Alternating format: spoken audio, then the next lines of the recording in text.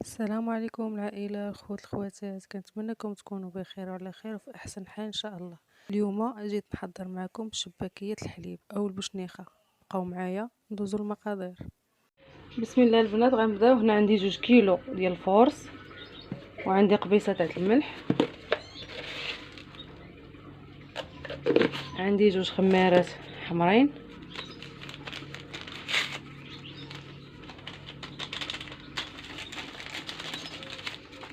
وعندي 3 المعالق تاع الخل.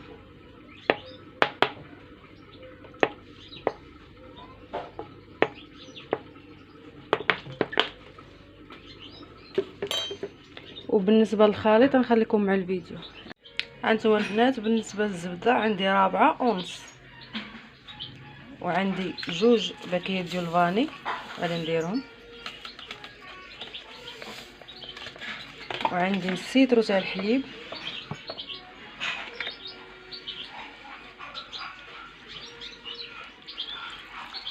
غنضيف نص لتر تاع الحليب، وكاس تاع العنبه،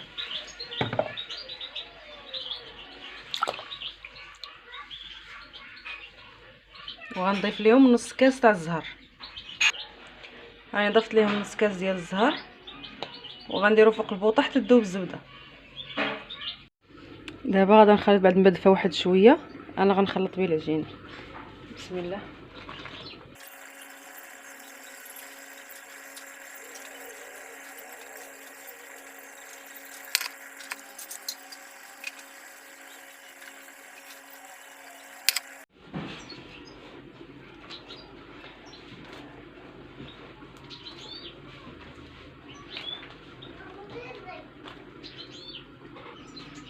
هانتوما من بعد ما جمعتها، راه كتبغي حتى هي تكون قاصحه باش ما تعذبكمش في الخدمه.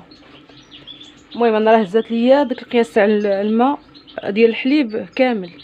المهم الا ما بغاش تجمع لكم كتزيدوا رشيشه تاع الماء عادي صافي، وكتجمعوها.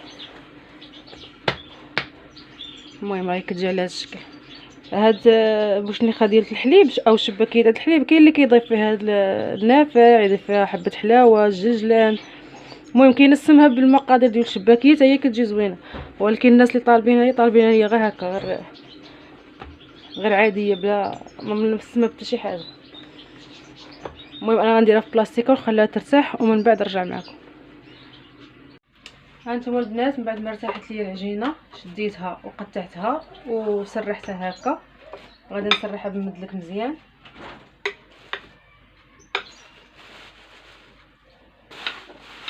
وغنشدها وغنخرجها بالوراقه.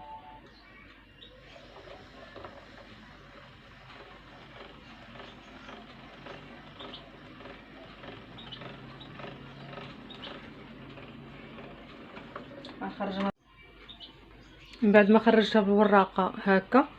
دابا غنخرجها بهذه اللي فيها هاد السنان هكا، اللي بحال اللي كتجي بحال الشعريه. غنقطعها الا جاتني طويله،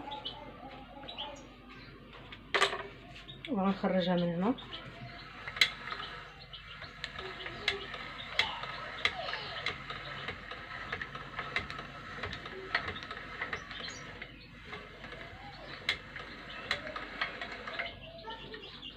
حتى كتخرج ليا هكا.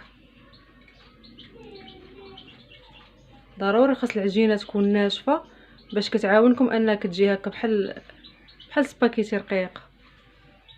وغنحطها هكا. هي فيها 2 اشكال، غندير معكم الشكل الاول والشكل الثاني. الشكل الاول كتجي هكا بشنيخه، كنديروا لها هكا،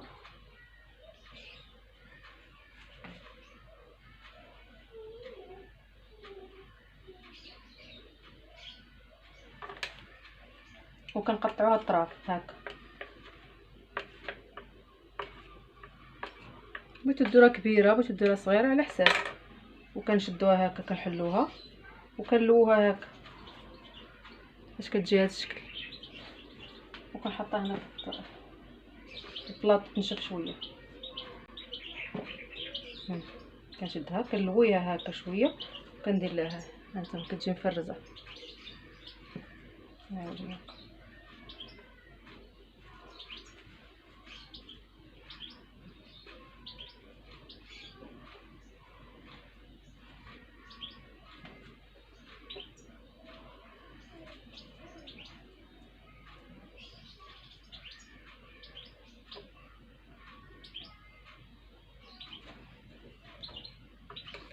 ولا جاكم هاد القنيطات هكا غلاظ كتقطعوهم، كتجي على هاد الشكل هكا.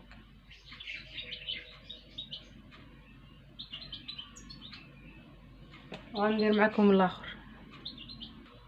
بالنسبه للشكل الاخر كنخرجوه بنفس الطريقه بحال هكا، وكنجيبوها هكا، كنحيدو هاد القطيعه من هنا وكنجيبو هكا، كنشدوه هكا، كنحلوه هكا وكنحاولوا نلووه ندوروه هكا، نبرموه من هنا من هاد الجهه ومن هاد الجهه وكنلاقوه. هذه كتجي بحال شكل العشيش، هاك تجي مفرقه. كنشدو هكا، كنجمعوه من هنا، كنلوو من هنا، كنلوو هكا وكنلوو هكا صافي، وكنشرطوه.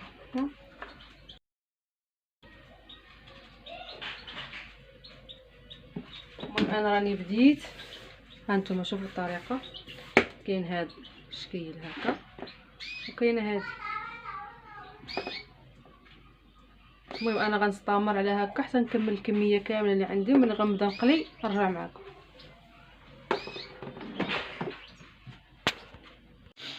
هانتوما البنات بعد ما كملت الكميه كامله، هانتوما راه نشفات، خاصها تكون بحال هكا تنشف واحد شويه، تخلوها واحد نص ساعه ولا ساعه على ما نشفت مزيان. انا دابا غنبدا نقلي.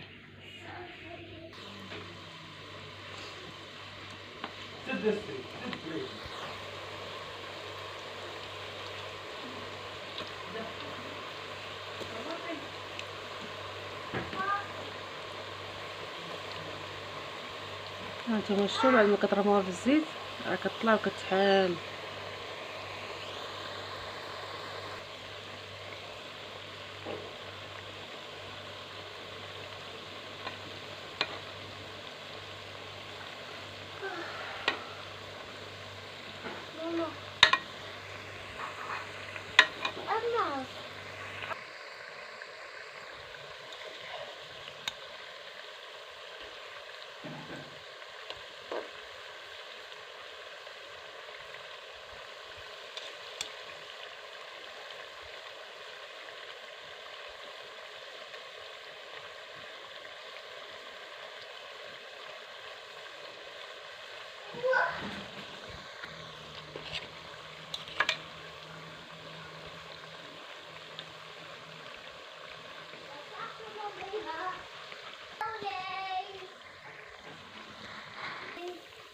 هانتوما البنات بعد ما طابت انا نحيدها من الزيت وغنديرها في العسل.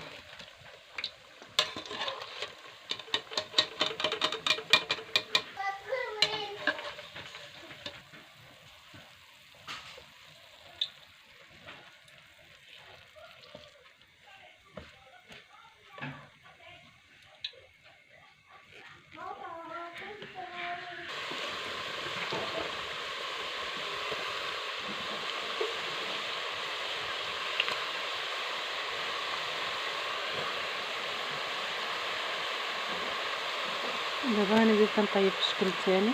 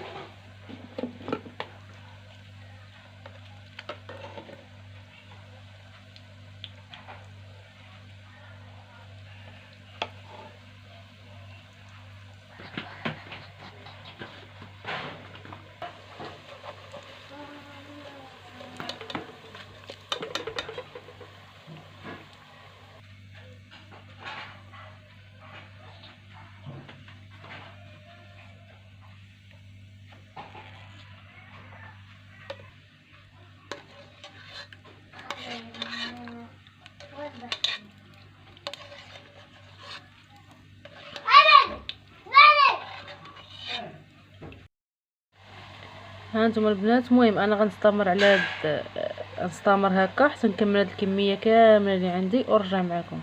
راه هي بحال جميع المعسلات، بحال البريوات بحال الشباكيه، حتى هي هادي كتبغوا تكيسوا عليها شويه، حقاش هاد العويدات ديالها كيتهرسوا لا في القليان ولا في التعسال. ها انتم البنات بعد ما قليتها وعسلتها وتسقطرات في الكسكاس، انا درتها في البواطات لحقاش غيجيو مواليها يدوها. شوفوا كيف كتجي ملي كتقلى. هاد الشكل هذا اللي كيكون مضفور هكا، وهذا الشكل هذا اللي كيكون هكا، راه كتجي زوينه وهشيشه وكتذوب في الفم ومعلكه بالعسل. كنتمنى هذا الفيديو يعجبكم، وما تنساونيش من الدعم والاشتراك في القناه، وتسناوني في فيديو جديد ان شاء الله.